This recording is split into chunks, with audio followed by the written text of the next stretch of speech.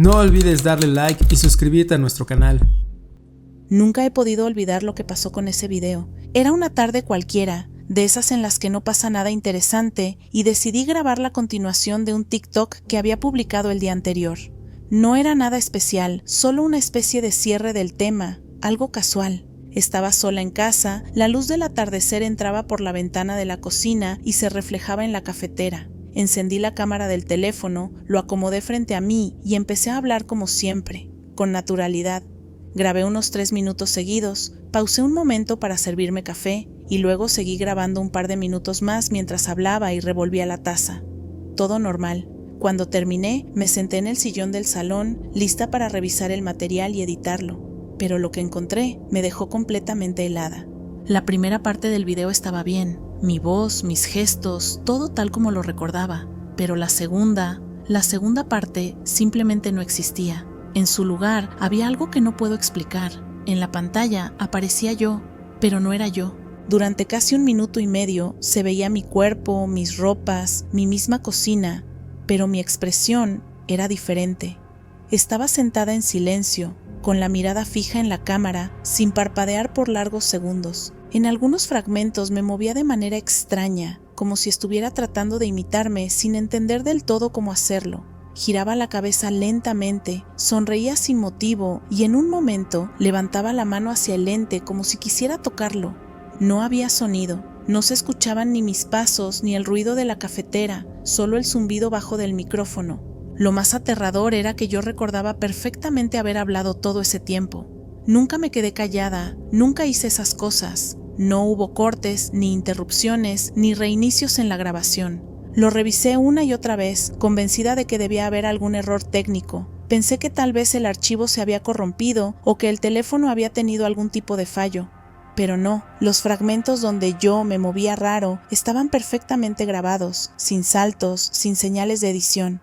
Llamé a una amiga y le mostré el video, esperando que se riera y me dijera que era un glitch, un fallo del sistema, algo lógico. Pero cuando lo vio, se quedó en silencio. Me miró con cara de incomodidad y dijo: «Eso no parece un fallo, Meli. Parece que estabas consciente de que alguien te estaba mirando. Durante semanas no pude dormir bien. Revisaba cada video que grababa con miedo, esperando volver a ver algo fuera de lugar. Nunca volvió a pasar, pero esa sensación de haber sido sustituida por una versión ajena de mí misma se me quedó grabada. A veces pienso que fue alguna especie de prueba de inteligencia artificial o algún error de sincronización del sistema. Pero cuando cierro los ojos, puedo recordar con total nitidez la expresión de esa yo en el video, vacía, quieta, observando desde el otro lado de la pantalla, como si hubiera querido quedarse allí, ocupando mi lugar».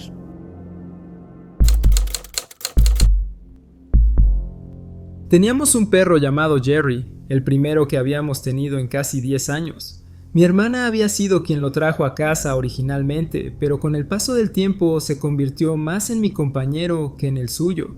Era un perro mezcla, mediano, de esos que parecen entenderte solo con mirarte. Dormía casi todas las noches en mi habitación, acurrucado en una vieja manta que le había puesto al lado de la cama. Siempre sabía cuándo entraba al cuarto porque tenía un ritual muy suyo. Rascaba un poco la manta, daba 3 o 4 vueltas sobre sí mismo y se dejaba caer con un largo suspiro, como si dijera ya estuvo bien por hoy. Era algo tan cotidiano que se convirtió en una especie de arrullo para mí. No me dormía tranquilo hasta escuchar ese suspiro. Jerry ya estaba viejo, con el hocico un poco blanco y las patas más lentas, pero seguía siendo igual de alegre. A veces me acompañaba hasta la puerta de la escuela o me esperaba al regresar, moviendo la cola con ese entusiasmo que solo los perros tienen. Nunca pensé demasiado en lo mucho que formaba parte de mi vida, hasta el día que lo perdí. Una tarde mi madre accedió a cuidar a los hijos de una amiga. No le di mucha importancia. Me encerré en mi cuarto para evitar el alboroto de los niños. Más tarde me enteré de que uno de ellos había pateado a Jerry. No sé por qué lo hizo, ni si fue con fuerza, pero recuerdo haber sentido una rabia y una impotencia terribles cuando me lo contaron. Esa misma noche, mientras estaba con mis amigos, recibí una llamada de mi padre. Su voz sonaba extraña, contenida. Solo dijo: «Jerry murió». Sentí un vacío instantáneo en el pecho. No pregunté nada más. Salí corriendo hacia casa y lo encontré envuelto en una sábana, mi mamá llorando en silencio y mi hermana abrazando una de sus correas. Lo enterramos en el jardín, bajo un roble, con su manta favorita. No sé cómo explicarlo, pero los días siguientes la casa se sentía diferente, más callada. Me costaba dormir, sobre todo porque ya no escuchaba el sonido de sus patas entrando en la habitación, ni el suave golpe de su cuerpo acomodándose junto a la cama. Una noche, quizá 2 días después del entierro, estaba acostado con las luces apagadas mirando el techo. No podía dejar de pensar en él, en cómo se había ido tan de repente. Fue entonces cuando lo escuché. Primero, ese sonido tan familiar, las uñas raspando la alfombra, luego el pequeño ruido de sus patas caminando en círculos sobre su manta, y finalmente el suspiro, ese suspiro profundo y pesado que siempre hacía antes de dormirse. Me incorporé de golpe, el corazón latiéndome con fuerza. Encendí la lámpara de noche y miré hacia su rincón. Nada. Su lugar estaba vacío. Me quedé inmóvil varios segundos, tratando de encontrar una explicación lógica. Pero no estaba soñando, no me había quedado dormido. Estaba completamente despierto. Lo había escuchado. Cada detalle, cada sonido, exactamente igual que cuando estaba vivo. No sentí miedo, curiosamente. Solo una tristeza mezclada con una especie de calma, como si Jerry hubiera vuelto por un momento para hacer lo que siempre hacía, acompañarme hasta que me quedara dormido. Esa noche, antes de apagar la luz, le dije en voz baja: «Está bien, Jerry, puedes descansar ahora». Desde entonces no volvió a pasar, pero cada vez que me siento solo, me gusta pensar que aquel suspiro fue su forma de decirme adiós, o tal vez de prometer que algún día volveremos a vernos.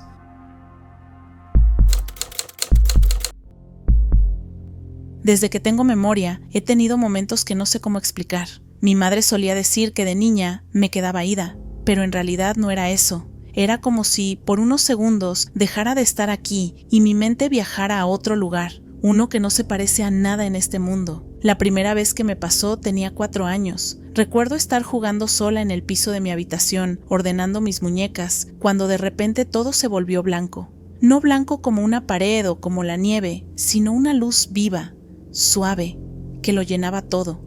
No tenía cuerpo, ni voz, pero sabía que seguía siendo yo. Y no estaba sola.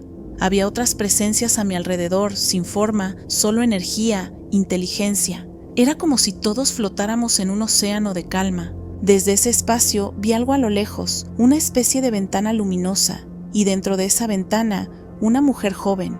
No sabía quién era, pero algo en mí la reconoció sin dudar.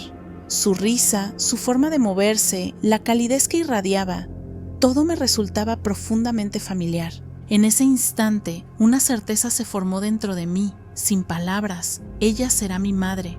Luego, sin transición, volví a estar en mi habitación. Mis muñecas seguían ahí, el sol seguía entrando por la ventana, pero yo sentía que acababa de regresar de un lugar donde el tiempo no existía. No lo entendía y no sabía cómo explicarlo, así que lo guardé en silencio.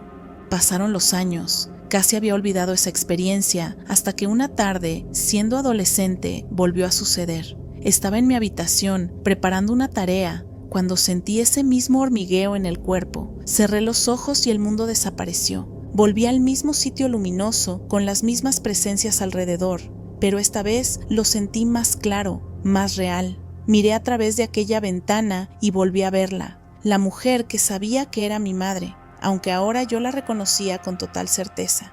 Estaba en una casa decorada con luces de Navidad, riendo con varias personas, una copa en la mano. Había música, olor a comida y un ambiente cálido, familiar. Pude notar hasta los detalles más pequeños: un mantel bordado de flores rojas, un ventanal enorme con cortinas color crema, una lámpara antigua iluminando una esquina. La observé con ternura y algo dentro de mí volvió a repetir: ella será mi madre. Cuando desperté estaba llorando, no de miedo, sino de una nostalgia que no podía explicar. Esa noche casi no dormí, sentía que tenía que contárselo. Días después, durante la cena, reuní valor.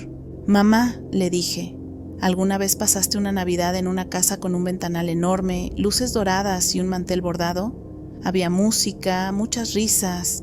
Ella me miró confundida. «¿Por qué me preguntas eso?», me dijo, y dejó el tenedor en el plato. Le conté lo que había visto, cada detalle. Cuando terminé, me observaba con los ojos muy abiertos. Eso fue hace muchos años, susurró. Una sola vez. Pasamos una Nochebuena en casa de unos amigos de tu padre. Fue antes de que tú nacieras, antes incluso de que pensáramos tener hijos. No supe qué responder. Solo me quedé mirándola, tratando de procesar lo que había oído. ¿Cómo podía recordar un lugar en el que nunca había estado? ¿Cómo podía describir con precisión algo que ocurrió antes de mi nacimiento? Esa noche no pude dormir. Me acosté pensando en aquel lugar luminoso, en las otras conciencias que flotaban a mi alrededor y en la mujer que había elegido como madre antes de llegar a este mundo. No sabía si era un recuerdo, un sueño o algo más profundo. Con el tiempo dejé de tener regresiones tan claras, pero esa sensación de conexión nunca se fue. A veces, cuando estoy junto a mi madre y me toma la mano, siento una vibración suave, una paz que me recuerda aquel sitio. Y aunque nadie podría probarlo, yo lo sé con una certeza absoluta. Antes de venir aquí, ya la había elegido, y ella, sin saberlo, también me había estado esperando.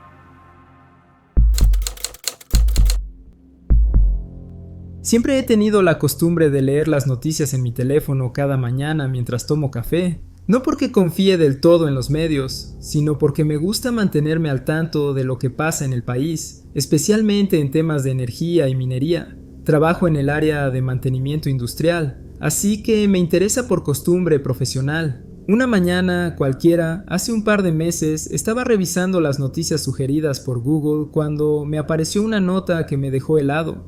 Explosión en mina de carbón deja varios fallecidos y heridos.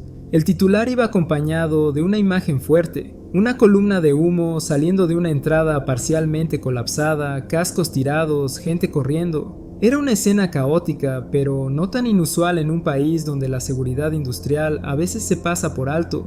Recuerdo que el artículo explicaba que la causa había sido una fuga de gas metano y una chispa mal contenida por falta de mantenimiento. Incluso mencionaban el nombre de la empresa. No era una de las grandes, más bien una compañía mediana del norte del país. El texto detallaba que había fallecido al menos una decena de trabajadores y varios más estaban hospitalizados. Sentí un nudo en el estómago. Conozco bien el tipo de negligencia que puede causar algo así. Hasta le comenté a mi papá ese mismo día durante la comida. ¿Viste lo de la mina?, le dije. Una tragedia. Todo por no seguir protocolos básicos. Él me respondió que no había oído nada al respecto. Le expliqué lo que había leído y me pidió que le mostrara la nota. Ahí empezó todo. Abrí el navegador, entré a Google Noticias, escribí palabras clave. Explosión mina carbón fallecidos. Mina norte del país accidente. Nada, ni una sola nota reciente, ni siquiera menciones en redes sociales. Pensé que tal vez lo habían retirado o que era un artículo local. Así que probé con más filtros, fechas, regiones, idiomas, absolutamente nada. Lo raro es que la noticia no era una de esas notas dudosas de sitios extraños, era de un medio reconocido. Recuerdo el logo en la esquina de la foto, el nombre del periodista, incluso el formato del sitio. Todo parecía legítimo. Pasaron las horas y no logré encontrar rastro alguno, ninguna mención, ningún video, ningún reporte oficial. Busqué durante días y lo único que logré fue convencerme de que esa noticia simplemente no existía. Pero lo más desconcertante fue que recordaba los detalles con una nitidez imposible.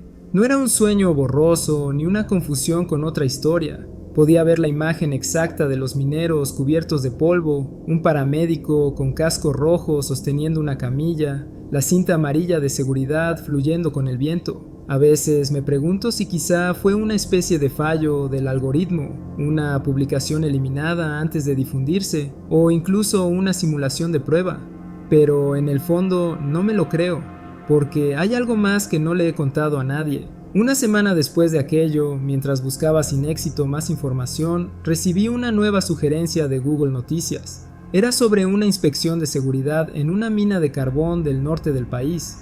El artículo hablaba de irregularidades detectadas y de un riesgo de explosión si no se tomaban medidas. La fecha de esa nota era una semana después de la explosión que yo había leído. Desde entonces no he vuelto a ver nada similar, pero cada vez que reviso las noticias por la mañana me queda una sensación inquietante, como si en algún lugar, en otra línea del tiempo, en otra versión de este mundo, esa mina realmente hubiera explotado, y yo, por alguna razón, lo hubiese visto antes de que ocurriera. Desde que tengo memoria, hay un sueño que vuelve una y otra vez, como si estuviera grabado en algún rincón de mi mente que no puedo borrar. No importa si han pasado meses o incluso años, cuando vuelve, todo es exactamente igual, sin una sola variación. Voy manejando un auto rojo. Lo sé porque alcanzo a ver el reflejo del sol sobre el cofre brillante, ese rojo intenso que me incomoda incluso dentro del sueño. Todo parece tranquilo al principio. Voy por una carretera vacía, con el viento entrando por la ventanilla y una música suave que no logro distinguir. Pero conforme avanzo, la carretera comienza a inclinarse, como si estuviera subiendo un puente. Entonces ocurre lo mismo de siempre. Algo dentro de mí sabe que algo va a salir mal. Giro el volante, pero no doy completamente la vuelta. Las ruedas patinan. Siento ese vacío en el estómago, ese vértigo imposible de confundir. Y después caigo. Es un descenso brutal. Tan real que puedo sentir cómo el aire me golpea la cara, cómo los músculos se tensan, cómo mi cuerpo se prepara instintivamente para el impacto. Escucho un golpe sordo, un crujido que parece venir de mis propios huesos y después un silencio absoluto. De pronto, las voces, múltiples, superpuestas, hablando al mismo tiempo en un idioma que no comprendo. Me cuesta respirar, el cuerpo me pesa, cada movimiento es un esfuerzo. Y entonces, entre todo ese caos, escucho el sonido. La ambulancia, esa sirena aguda, insistente, que atraviesa mis oídos como una aguja. Siempre suena igual, siempre llega en el mismo momento, justo cuando empiezo a quedarme dormida dentro del sueño, como si me estuviera rindiendo. Cuando despierto, tardo unos segundos en recordar dónde estoy. A veces estoy en mi cama, otras en el sillón con la televisión encendida, pero la sensación del golpe sigue allí. El cuerpo rígido, el corazón latiendo rápido, la garganta seca, y aunque me convenzo de que solo fue un sueño, mi mente no termina de creerlo. Mi mamá siempre me dice que desde niña me ha dado miedo el sonido de las ambulancias, que incluso cuando pasaban por la calle me tapaba los oídos y lloraba. También me contó que nunca quise subirme a autos rojos, sin saber por qué. Y cada vez que subimos a un puente o una pendiente empinada, algo dentro de mí se tensa, como si mi cuerpo recordara algo que mi conciencia no puede explicar. He tenido ese sueño al menos 25 veces en distintos años. A veces pasa mucho tiempo entre una y otra, pero cuando vuelve es como si el tiempo no hubiera pasado. Todo ocurre igual, cada detalle, cada sonido, cada sensación. La última vez fue en marzo. Desperté empapada en sudor, con el corazón desbocado y un dolor punzante en el cuello y los brazos, como si de verdad hubiera chocado. Me miré en el espejo y juro que por un instante creí ver un rasguño en mi frente, aunque desapareció al parpadear. He pensado en todo tipo de explicaciones: ansiedad, sueños lúcidos, alguna conexión subconsciente con el miedo a morir. Pero hay algo que me impide quedarme tranquila, porque en cada versión del sueño, aunque todo parezca idéntico, siento que hay algo nuevo, algo que se acerca más. La última vez, antes de que sonara la ambulancia, alcancé a ver algo reflejado en el parabrisas. Una silueta, justo en el asiento del copiloto. No sé si era mi reflejo o alguien más. Desde entonces, cada vez que escucho una sirena a lo lejos, me invade esa sensación familiar, como si el sueño no fuera solo un recuerdo, sino una advertencia de algo que ya viví, o tal vez algo que todavía me falta por vivir.